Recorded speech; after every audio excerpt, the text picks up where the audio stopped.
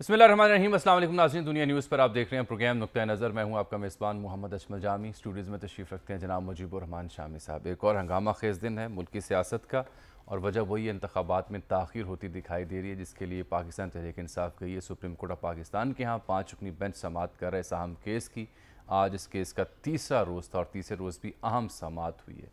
बड़े दिलचस्प और अहम नुक्ते उठाए गए रिमार्क्स की सूरत में, इस्तफसार की सूरत में भी, और वकला ने भी जवाब दिए। इरफान कादर साहब की एंट्री भी हुई। जस्टिस मंदुखेल साहब ने कल उनसे जो मनसूब बयान था उसकी वजाहत भी की कि ये उनके रिमार्क्स नहीं थे, वो इंतज़ामी मामलात की बात कर रहे थे। और इलेक्शन कमीशन के वकील ने भी अपना मौक़िफ़ वहाँ बयान किया। इस समाअत पे हम चलेंगे आगे क्या जिसमें क्या हुआ, लेकिन उससे पहले आपको याद होगा कल हम प्रोग्राम कर रहे थे और इस बीच खबर आई कि सरकार ने जो निज़ाम अदल है उसकी इस्लाह का फ़ैसला किया और अदालती इस्लाहाती बिल जो है वो पेश कर दिया। तो आज उसके शिकवार मंजूरी हुई है कौमी असम्बली से, जहाँ वज़ीर क़ानून भी मुखातिब हुए। बिलावल भुट्टो ज़रदारी और दीगर अरकान कौमी असम्बली भी बार बार बात करते रहे इस बिल के हवाले से। तो ये अदालती इस्लाहात के नाम पर सरकार करना क्या चाह रही है? पिछले कुछ दिनों से ये तासुर उभरा है कि निज़ाम अदल हो या निज़ाम सियासत हो, ये किसी और डगर पर चल पड़ा है, और यूँ लग रहा है जैसे इदारे आमने सामने आकर खड़े हो गए हैं एक दूसरे के ख़िलाफ़। तो ये इदारों के टकराव किसी फ़िज़ा क्यों बन रही है, और ये बिल अभी ही क्यों आया? हुकूमत तो कहती है नेक नीति पर मबनी बिल है, इससे फ़ायदा होगा, लेकिन पीटीआई ये समझती है, बिलखुसूस इमरान खान साहब ये समझते हैं कि ये चीफ़ जस्टिस पर और मजमूई तौर पर अदालत पर दबाव डालने की कोशिश है। माजी में नून लीग जिस तरह सज्जाद अली शाह साहब के दौर में कोर्ट पर हमला किया था, उसकी तशबीह देती है पाकिस्तान तहरीक इंसाफ। और फवाद चौधरी साहब ये कहते हैं कि इखलाकी हैसियत नहीं है इस हुकूमत की कि वो ऐसी इस्लाहात मुतारिफ़ करवा सके, इसलिए ये मुफाद पर मबनी बिल है जो पेश किया गया। इससे अपील का हक़ भी मिलेगा साबिक़ वज़ीर-ए-आज़म नवाज़ शरीफ साहब को, यूसुफ रज़ा गिलानी और दीगर को भी। तो ये इदारों के टकराव किसी फ़ज़ा है क्या, और ये इस्लाहात के नाम पे जो बिल है इसमें है क्या, मकसूद इससे क्या, इस पर आज हमने बात करनी है। शामी साहब, खुलासा तो मैंने बयान कर दिया है, कल से लेकर अब तक आपकी रीडिंग क्या बनी है?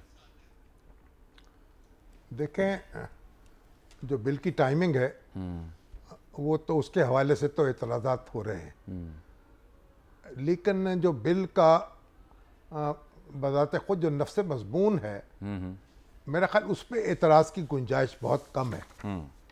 तो इसमें हमारे जो कई कानूनदान हैं, जैसे हामिद खान साहब जैसे संजीदा शख्स ने भी इस बिल की हमायत की है कि इसके अंदर जो तब्दीलियाँ तजवीज़ की गई हैं या अदालती प्रोसीजर में जो तरामीम तजवीज़ की गई हैं वो ज़रूरत है वक्त की, और बार कौंसल्स की तरफ से और बार एसोसिएशंस की तरफ से इसका मुसलसल मुतालबा किया जाता रहा है कि सुप्रीम कोर्ट के कवायद व ज़वाबित में तब्दीलियाँ होनी चाहिए।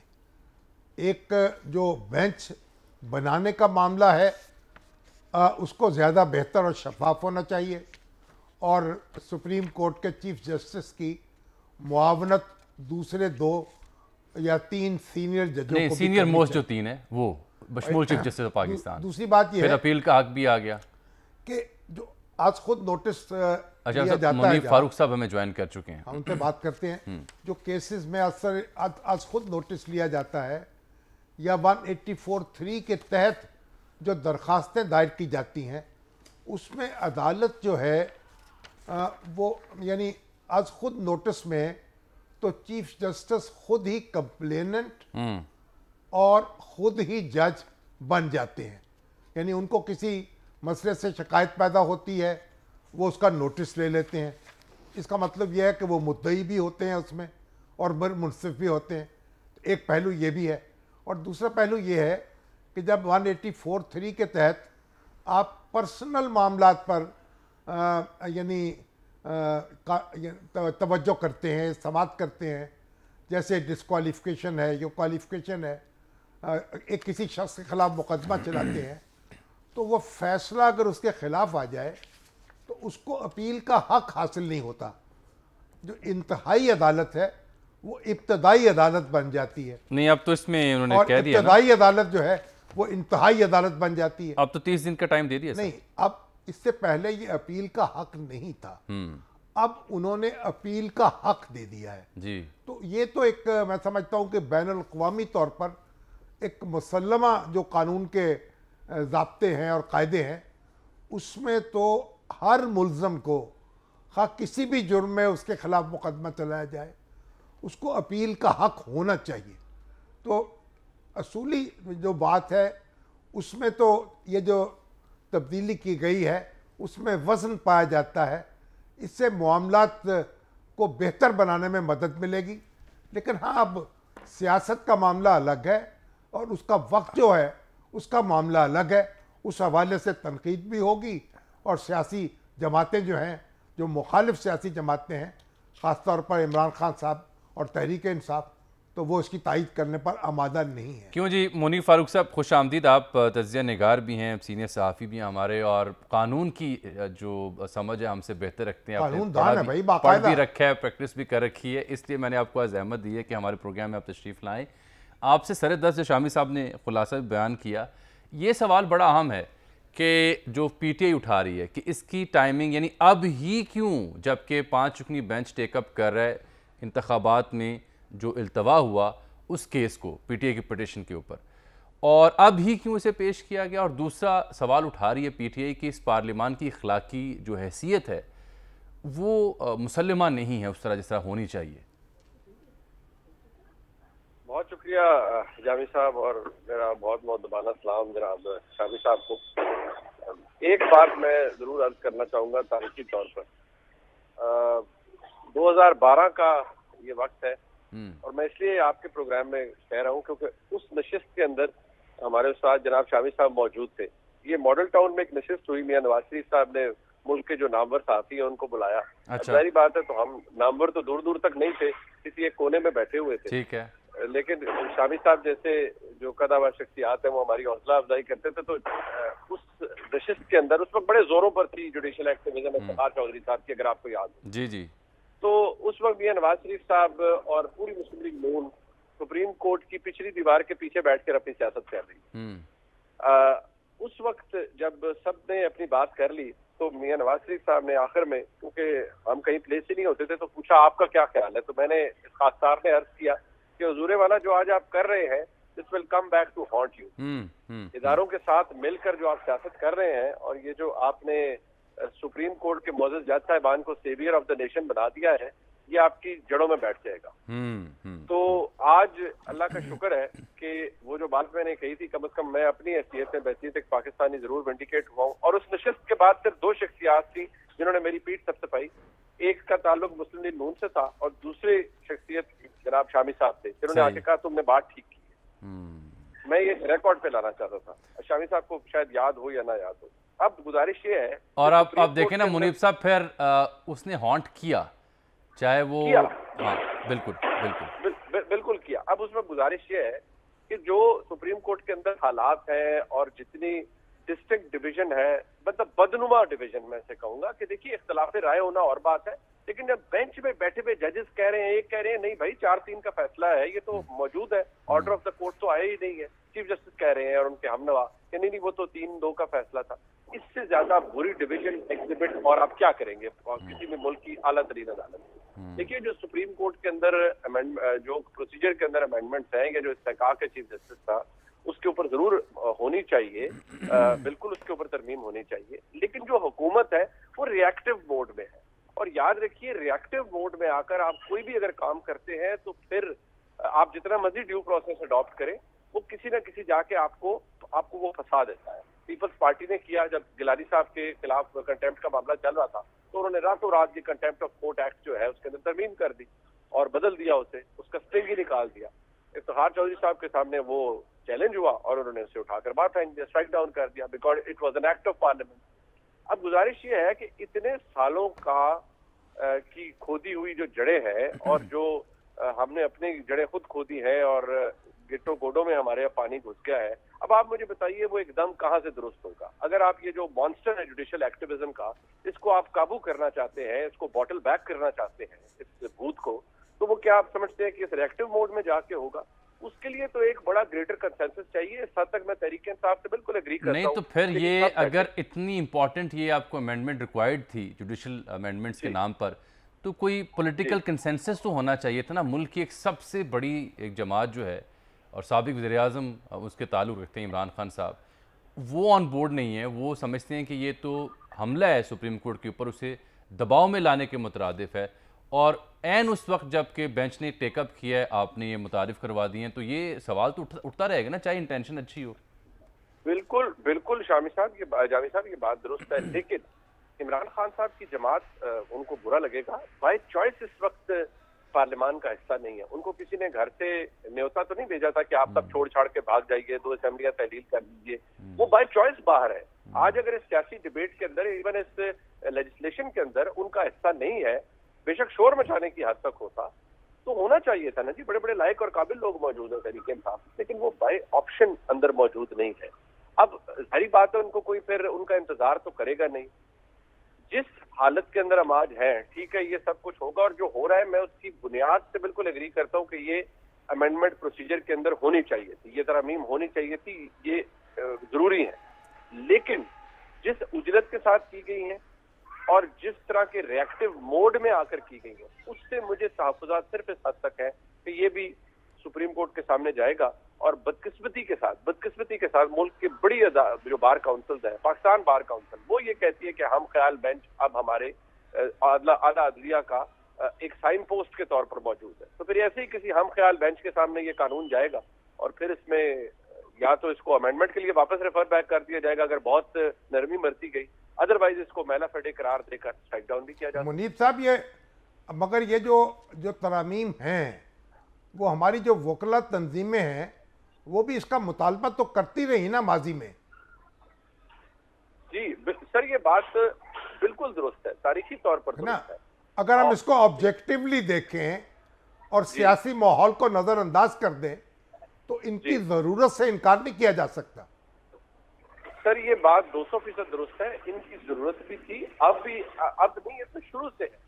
लेकिन मसला ये है कि इस चीज को सर ये ध्यान में रखिए कि आज जो इसके लिए सीखपा हो रहे हैं, अब कल जब मैंने किबला यूसुफ रजा गिलानी साहब की के हवाले से जनाब वज़ीर-ए-आज़म की जो फिक्र थी और तशवीश थी जो उनके साथ हुआ वो देखी, तो मैं सर धुनने पर मजबूर हो गया कि कैसे। नहीं, वो कंटेम्प्ट ऑफ कोर्ट का मामला था ना।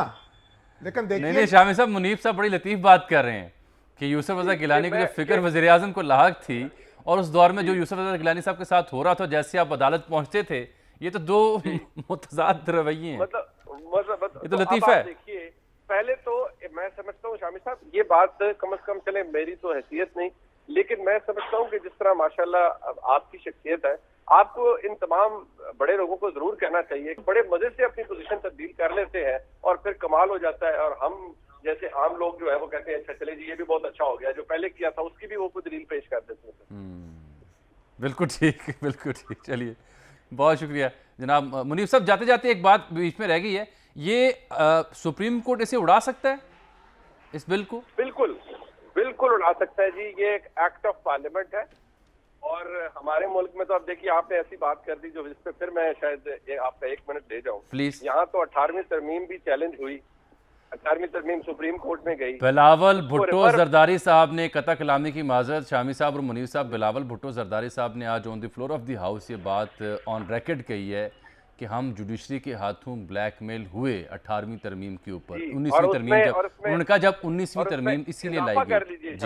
जी जामी साहब, इजाफा कर दीजिए, किसने प्रेस कॉन्फ्रेंस की थी 19वीं तरमीम के हक पे? साबिक वज़ीर-ए-आज़म जनाब मियां मोहम्मद नवाज शरीफ साहब ने, और उन्होंने ये तक फरमा दिया कि अगर आपने अदलिया की तैनातियां करानी है और उसमें कोई प्रोसीजर तब्दील करना है तो आप अदलिया से पूछें। एग्जैक्ट उनके सेंटेंस सुनिए कि we were blackmailed by the judiciary on the 19th amendment, they were all set to strike down the 18th amendment otherwise. ये बिलावल साहब कह रहे हैं। जी, और वो किस बेसिस के ऊपर? तारीखी तौर पर याद होगा जनाब शामी साहब को कि ये जो पार्लियामेंट्री ओवरसाइट ऑन जुडिशरी है, जब आइन बना था, ये भी ज़हन में रखिएगा, तो ये किबला वो हफीज भी ज्यादा साहब बताया करते थे कि उस वक्त भी भुट्टो साहब की ख्वाहिश थी कि पार्लियामेंट्री ओवरसाइट और जुडिशरी होनी चाहिए। उस वक्त भी जो जज साहिबान थे वो दिल मिला गए कि ओहो ये तो कर नहीं हो सकता और ये नहीं होना चाहिए, वो कभी हो नहीं पाई। उसकी कोशिश की गई 18वीं तरमीम में, किसी ने होने नहीं दी। मियां नवाज शरीफ साहब माशाल्लाह पूरे अपने ज़ौम में थे, उन्होंने कहा ऐसी की तैसी भाई ये आप जरूर से खुद पूछिए जज साहिबान से कि अपनी तैनातियां उन्होंने किस तरह करवानी है। पार्लियामेंट के हाथ अच्छा मुनीब साहब, पार्लियामेंट एक जरा का दिलचस्प नुक्ता है, जी। ये पार्लियामान ने आज मंजूर किया ये बिल इस्लाहात के नाम पर, अगर सुप्रीम कोर्ट इसे उड़ा देती है तो अगला मंजरनामा क्या होगा फिर? बात यह है कि अगर कानून को उड़ा दिया जाता है तो फिर तो जारी बात है एक हेड ऑन, आपका क्या ख्याल है जिस मोड के अंदर इस वक्त पीडीएम की हुकूमत है, ये तो वापस जाएंगे और कहेंगे कि ठीक है आप उड़ाते जाइए, हम फिर बनाते जाएंगे कानून। आप तक कब तक उड़ाएंगे? इसके साथ एक सानवी सवाल, क्या इस वक्त सुप्रीम कोर्ट इसे उड़ा सकती है इस वक्त? नहीं, देखिए अभी तो ये पास हो रहा है ना, अभी तो ये लोअर हाउस में है, फिर अपर हाउस में जाएगा सेनेट के अंदर, वहां तो लेन देन होगी। अगर असेंट होगा जब तक प्रेसिडेंट का, जब इस पे साइन होगा, जब ये बाकायदा एक्ट ऑफ पार्लियामेंट बनेगा, उसके बाद इसको चैलेंज किया जा सकेगा। और सदर ममलिकत इसे 15 दिन रोक सकते हैं? जी इतना ही रोक सकते हैं, लेकिन सदर ममलिकत अगर उस वक्त रोकना भी चाहेंगे तो वो इमटेरियल होगा और वो ऑटोमेटिकली बन जाएगा एक्ट ऑफ जी पार्लियामेंट। ऑटोमेटिक। बहुत शुक्रिया जनाब मुनीर फारूक साहब। सर ये है सूरत हाल शामी साहब। नहीं देखें, अदालत जो है साद रसूल साहब भी तशरीफ ला रहे हैं, उनसे भी हमने वो बात तो करी। किसी भी कानून का जायजा लेकर अगर वो बुनियादी हकूक के खिलाफ हो तो उसको कलअदम करार दे सकती है। लेकिन ये हमारे यहाँ तो सज्जाद अली शाह साहब के दौर में जो तरमीम थी, दस्तूर में तरमीम, उसको कच्ची पेशी में सस्पेंड कर दिया गया था। कच्ची पेशी पर ही? कच्ची पेशी में, अच्छा। इब्तदाई पेशी में। अच्छा अच्छा अच्छा तो अच्छा। ये हमारे यहाँ तो तमाशे बड़े लगते रहे हैं, लेकिन ये इतना आसान नहीं होगा। इसलिए कि जो बिल का कंटेंट है ना, आप उस पर गौर करें। और फिर जस्टिस मंसूर अली शाह साहब का और मंदोखिल साहब का जो फैसला है, उसमें जिन बातों की निशानदही की गई है, वो बातें जो हैं उनको एड्रेस किया गया है इस बिल में। तो ये बिल जो है ये अदलिया के इख्तियारात पर कोई कदगन नहीं लगाता। ये बिल जो है जो अपील का हक देता है वो अदलिया ही को देता है ना। अब हाई कोर्ट में आप ये इंट्रा कोर्ट अपील का हक हासिल है। हाई कोर्ट में अगर एक सिंगल बेंच या डिवीजन बेंच एक फैसला करे तो उसके खिलाफ आप हाई कोर्ट में ही अपील कर सकते हैं, हाई कोर्ट का बड़ा बेंच सुन सकता है। तो यहाँ भी अगर सुप्रीम कोर्ट का एक छोटा बेंच जो है वो एक 184(3) में या आज खुद नोटिस लेते हुए कोई फैसला करेगा तो आप उसके खिलाफ अपील कर सकेंगे। वो अपील सुप्रीम कोर्ट के जजों का एक लार्जर बेंच सुनेगा। तो मेरा ख्याल इसके अंदर जो कंटेंट है अगर उसको आप देखें तो आप उसको तो मुस्तरद नहीं कर सकते इतनी आसानी के साथ। ठीक हो गया। और हमारे यहाँ देखिए साथ सब भी आ गए। हमारे यहाँ एक तारीख है। हमने यानी ये जो सुओ मोटो इख्तियार है इसका दायरा कितना बढ़ाया है, उसको कैसे इस्तेमाल किया गया है, उसके क्या असरात निकले हैं। फिर 184(3) के तहत जो इंडिविजुअल्स के केसेस सुने गए हैं उनको डिस्क्वालीफाई किया गया है। तो ये जो सारी चीज़ें हैं ये आइन साजों के पेश नज़र नहीं थी। और हमारे यहाँ अब भी चलिए, जैसे तसद्दुक जिलानी साहब जब आए और जस्टिस खोसा साहब जो आए तो उन्होंने सुओ मोटो का इस्तेमाल बहुत कम कर दिया था। मगर अनफॉर्चुनेटली उन्होंने भी कवायद और जवाबत जो थे सुप्रीम कोर्ट के उसमें उनका जायजा नहीं लिया।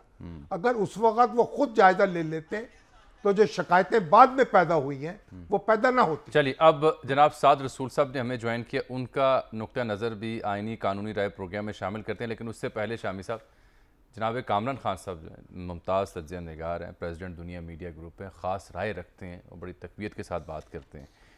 आपको ज़रा सुनाऊँ वो क्या फरमा रहे हैं। वो कहते हैं, end of the story, the chief justice of Pakistan Umar Ata Bandial must now tender his resignation और refer the Punjab KPK and all election matters to the full court of the supreme court. जो उन्होंने मस्ट लिखा है वो कैपिटल में लिखा है।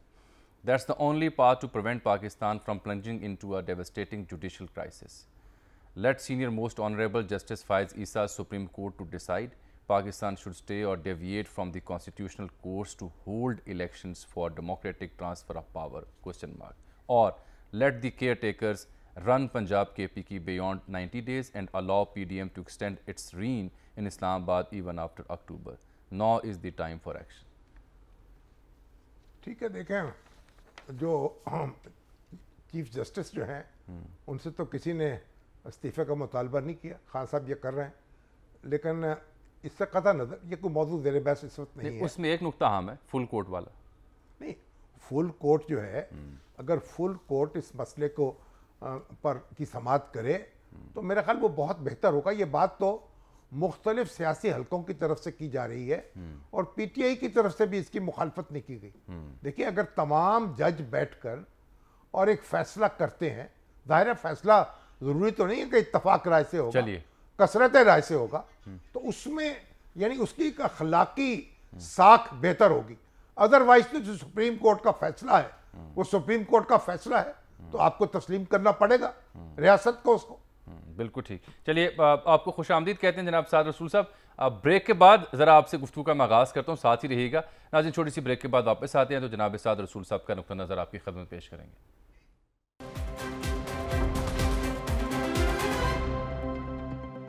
वेलकम बैक नाज़रीन। अदालती इस्लाह से मुतालिक बिल, उसकी टाइमिंग, उसका कंटेंट, उससे मकसूद क्या है, किसे फ़ायदा होगा, ये वो सवाल हैं जो ज़ेर बहस हैं। तहरीक इंसाफ का इस पर रद्द-ए-अमल भी मैंने आपकी खिदमत में पेश कर दिया है। जनाब साद रसूल साहब ने हमें ज्वाइन किए, मुमताज़ कानूनदान है, तज्ज़िया निगार है। साथ साहब कंटेंट तो बहुत उम्दा दिखाई देता है। शामी साहब भी इस पर तबसरा कर चुके, हामिद खान साहब भी उसकी हिमायत कर चुके, मुनीर फ़ारूक साहब से बात की।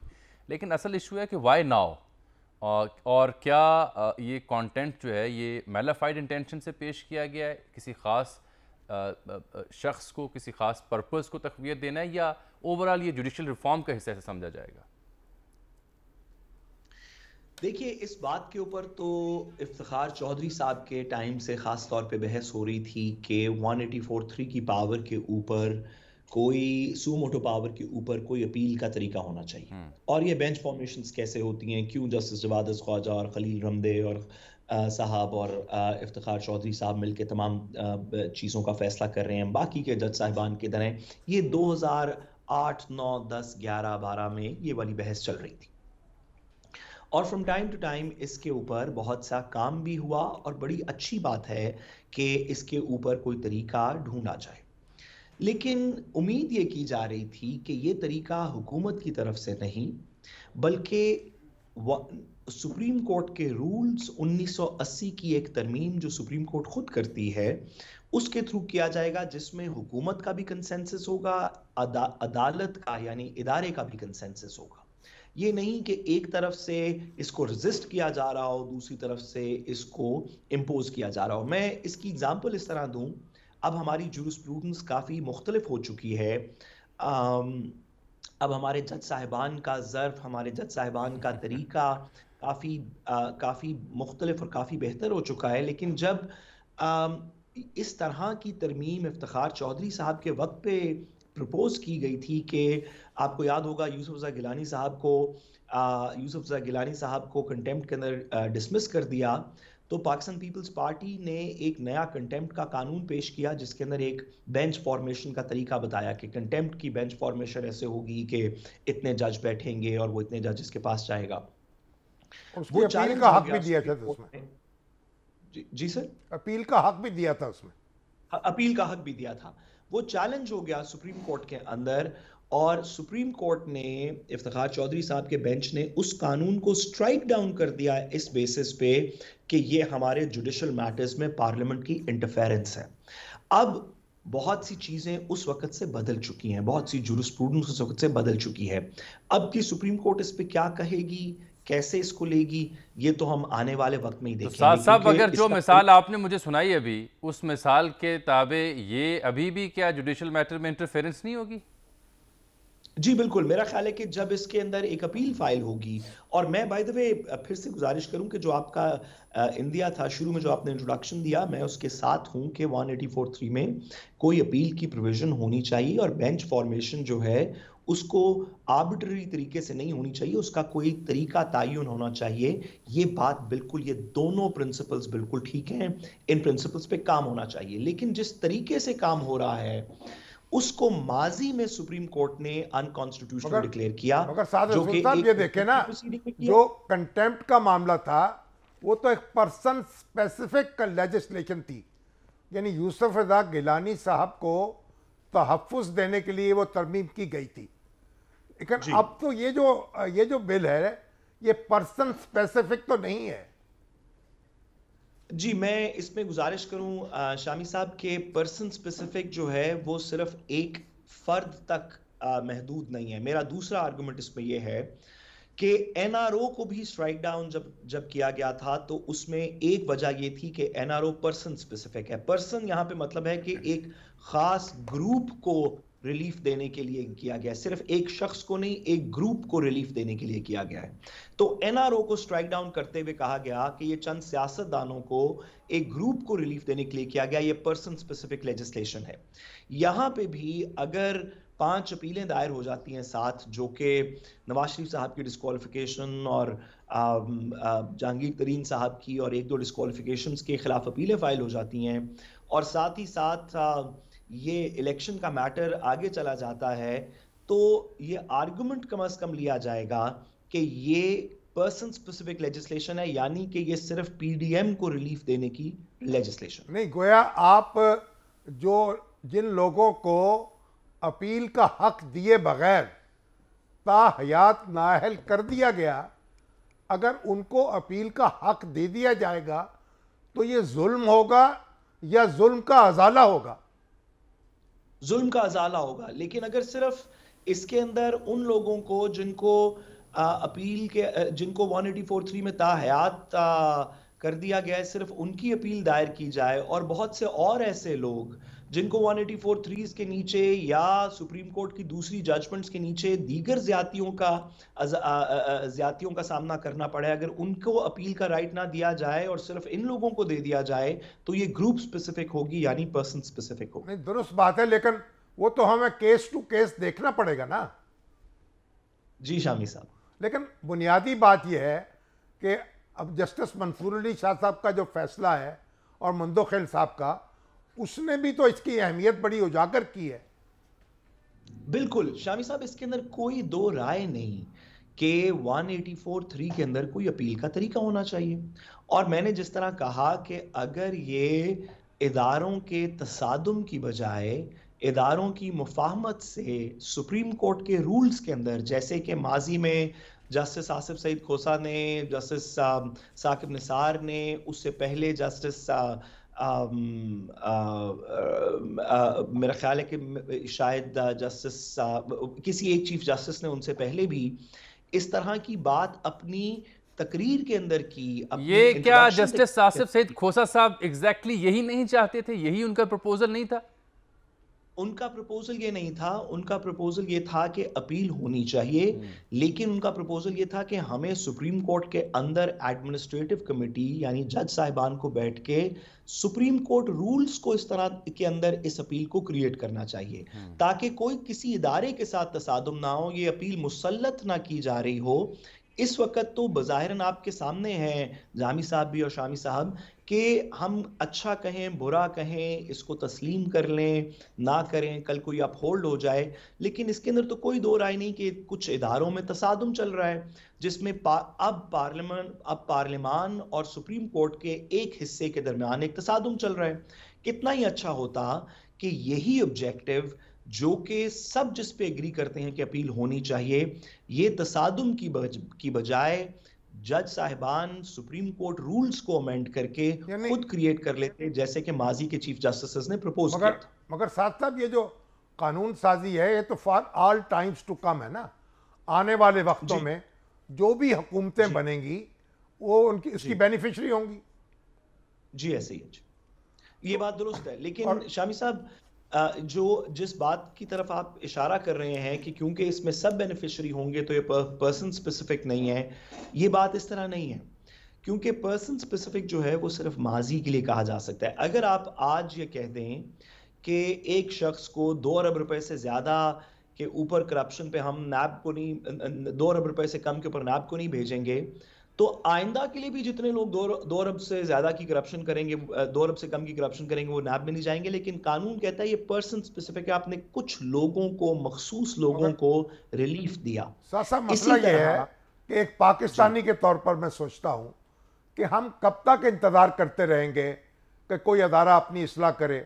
पार्लियामेंट से हम तवक्को करें कि वो अपनी इस्लाह करे, सुप्रीम कोर्ट से तवक्को रखें कि वो अपने कवायद को तरमीम करे। तो जब ये हम सारी उम्र ये नस्ल दर नस्ल ये इंतजार करते रहेंगे और तजावुजात का सिलसिला जारी रहेगा। मैं शामी साहब आपसे बिल्कुल एग्री करता हूं कि हमें नस्ल दर नस्ल इसमें इंतज़ार करना चाहिए नहीं चाहिए। पाकिस्तान के पास तो इतना वक्त ही नहीं है कि हम अगली 4 नस्लें 3 नस्लें इंतज़ार करें मुल्क को बेहतर होने के लिए। हमने तो आज बेहतरी करनी है। चलिए आपकी बात साहब दुरुस्त है। ये तो शामी साहब ने अपने फ़िक्र का इजहार किया। अब ज़रा आम फहम सी बात जो लोगों को समझ आ रही है उस पर आपकी राय मुझे चाहिए। ये इस समय बिल के बाद तसादुम वाज़े होकर बढ़ेगा या खतरा टलेगा? देखिए, इस बिल ने एक ऐसी जलती के ऊपर तेल डाला है जिसको कम से कम रियासत के अंदर दीगर लोग, आप जैसे, मुझ जैसे, शामी साहब जैसे लोग जिस आग को बुझाने की कोशिश कर रहे हैं, बढ़ाने की कोशिश नहीं कर रहे। हाँ, हमारी पार्लियामान के अंदर डिविजन्स हो सकती हैं, हमारी एडमिनिस्ट्रेटिव मशीनरी में डिविजन्स हो सकती हैं, हमारी रियासत के अंदर डिविजन्स हो सकती हैं, लेकिन हमारी जो अदालत है जब उसका कोई फैसला आता है तो हमें कम से कम ये यकीन होना चाहिए कि अदालत का फैसला है चंद मखसूस लोगों का या इस गिरोह का या दूसरे गिरोह का नहीं। लेकिन अदालत में भी तो अब सर बड़ी वाज़े डिवीजन इस हद तक नजर आना लग पड़ी है कि उसमें सियासी मैंने पार्टी, यही कहा। चलिए बहुत शुक्रिया। यही कहा ये सब इसी सूरत हाल का नतीजा है। देखिए अदालत जो है ना, जी प्लीज पूरा कीजिए। एक जुमला शामिल साहब अगर मैं कह सकूं, हम सब का एंडेवर ये होना चाहिए कि हम इस बज़ाहिरन जो अदालत के अंदर भी थोड़ा सा कॉन्फ्लिक्ट लगता है कि हम इसको ख़त्म करवाएं, कि हम कहें कि चले मिल बैठ के सुप्रीम कोर्ट रूल्स के अंदर अगर अदालत खुद इकट्ठी होकर कर ले तो बेहतर है। चलिए मुझे लगता है कि हुकूमत की इस लेजिस्लेशन ने एक ऐसी कॉन्फ्लिक्ट क्रिएट कर दी है या कर देगी जिसमें अदालत के अंदर की डिवीजन मजीद निखर के नजर आएगी और ये पाकिस्तान के लिए अच्छी बात नहीं। बहुत बहुत शुक्रिया जनाब साद रसूल साहब। नाज़रीन, यहाँ प्रोग्राम में एक ब्रेक आया चाहती है। ब्रेक के बाद ज़रा समात का अहवाल भी जानेंगे और दीगर मौज़ूआत पर बात भी आपसे करनी है।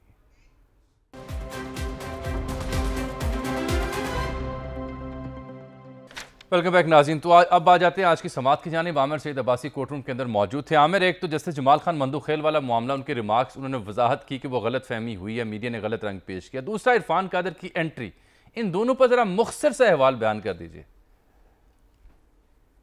जी जामी साहब, जमाल खान मंदूखेल साहब ने वजाहत की कि उन्होंने ये बात तो ज़रूर कही थी कि हमारा अंदरूनी मामला है, लेकिन उन्होंने ये नहीं कहा था कि जो 4-3 का फैसला है उसके बारे में, बल्कि उन्होंने बेंचेस की तश्कील से मुतल्लिक ये कहा था कि वो बेंचेस की तश्कील से मुतल्लिक जो मामला है वो सुप्रीम कोर्ट का अंदरूनी मामला है, उस पर आप बात ना करें। अटॉर्नी जनरल को कहा था और उन्होंने कहा कि वो अपने फैसले पर कायम है इख्तलाफी नोट पर, और उनके मुताबिक सुप्रीम कोर्ट का जो फैसला है 7 रुकनी बेंच में वो 4-3 से फैसला है। लिहाजा उन्होंने कहा कि उन्होंने बार बार ये कहा इलेक्शन कमीशन को भी कि आपने ये कैसे तमाम तर कार्रवाई कर दी, क्योंकि 7 रुकनी बेंच में से 4 जजेस ने ये फैसला दे दिया था कि अज खुद नोटिस जो है वो नहीं बनता और इसमें इलेक्शन कमीशन को इंतखाबात के हवाले से 90 रोज़ में कोई हुक्म जारी नहीं किया गया था। लिहाजा order of the court majority का फैसला है 4-3 का। लिहाजा उन्होंने कहा कि अक्सरियत का ये फैसला है कि जो इंतखाबात और इरफान कादिर साहब को नहीं सुना गया, नहीं है, ये उन्होंने बताया।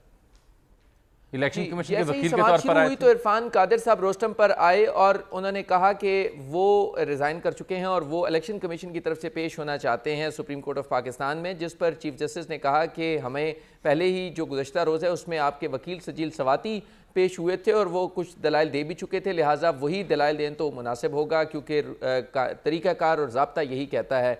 इस पर जो इरफान कादिर है उस वक्त गुस्से में आए, उन्होंने कहा कि अगर आप अपनी मर्ज़ी के वकला से दलाइल सुनना चाहते हैं तो मैं चला जाता हूँ, जिस पर चीफ जस्टिस ने कहा कि आप जा सकते हैं और उसके बाद वो उन्होंने अपनी फाइल्स ली और वो वहाँ से रवाना होके। अच्छा, वो दलाइल नहीं दे सके? दलाइल नहीं दे सके जी, वो दलाइल नहीं दे सके। फिर इलेक्शन कमीशन की जानिब से सजील सवाती जो एडवोकेट हैं उन्होंने अपने दलाइल दिए और 2 घंटे तक वो दलाइल देते रहे और इरफान कादिर वहाँ से फ़ौरन रवाना हो गए। बड़ा टेंस माहौल था जब इरफान कादिर जी वो इस्तीफ़ा देकर आए थे सुप्रीम कोर्ट, क्योंकि जो वकला के कवानीन हैं, रूल्स हैं, वो यही कहते हैं कि वो अवामी ओहदा रखते हुए रोस्टम पर नहीं आ सकते, लिहाजा वो इस्तीफ़ा देकर ही सुप्रीम कोर्ट में आए थे और वकालत भी नहीं कर सके। नहीं, दोबारा नोटिफाई हो जाएंगे फिर क्या है सर? नहीं पता, मुशीर एहतसाब थे ना। चलिए आमिर, आज जरा वक्त काम है, इंशाल्लाह कल का अहवाल आपसे तफसील से जानेंगे। बहुत शुक्रिया, ये 2 अहम नुकते थे। अच्छा शामिल साहब, ये देखिए एक तो जब उन्होंने कहा ना जी जस्टिस मुनीब ने कि क्या अक़लियत खुद साख्ता तौर पर यह दावा कर सकती है कि वो अक्सरियत में है, तो जस्टिस जमाल खान मंदोखिल साहब बोले कि जो मैंने सवाल किया उसका जवाब इलेक्शन कमीशन देगा, आपसे नहीं किया। यानी इस हद तक रिमार्क्स में ये तकसीम नजर आती है। आपने देखा नहीं है जो फ़िका जाफरिया के, फ़िका हनफिया के जो हम माहिरीन हैं, ज्यूरिस्ट हैं, वो कैसे मनाजरा करते हैं आपस में। तो शामी साहब, इन फ़िक़ों की बहस ने उम्मत मुस्लिमा को कितना नुकसान पहुंचाया आपसे बेहतर कोई नहीं जानता। नहीं, अगर हदूद में रहे तो कोई बुरी बात नहीं है। देखिए बात यह है, पाकिस्तान का तो बड़ा अजीब मामला है। यहाँ फौजी क़यादत ने अपने इख्तियारात से तजावुज़ किया। यहाँ हमारे चीफ जस्टिस साहबान ने माजी में बड़ी बुरी मिसालें कायम की, और हमारी इंतज़ामिया जो है उसके सरबराहों ने इस मुल्क को पता नहीं कहाँ कहाँ धकेला झोंका।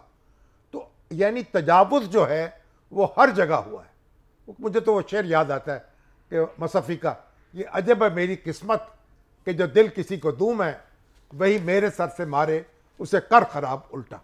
ना अदलिया, ना इंतज़ामिया और ना हमारे दफाई अदारे, किसी का दामन जो है वो बेदाग नहीं है। दुरुस्त आप कह रहे हैं। सदर मुमलिकत ने आज जनाब अहमद मीर साहब को इंटरव्यू दिया है। उनको भी लगता है कि इंतखाब 8 अक्टूबर के बाद भी शायद ना हो। बस ये सदर मुमलिकत के बयान पर ही हम आज के प्रोग्राम का अख्ताम करते हैं।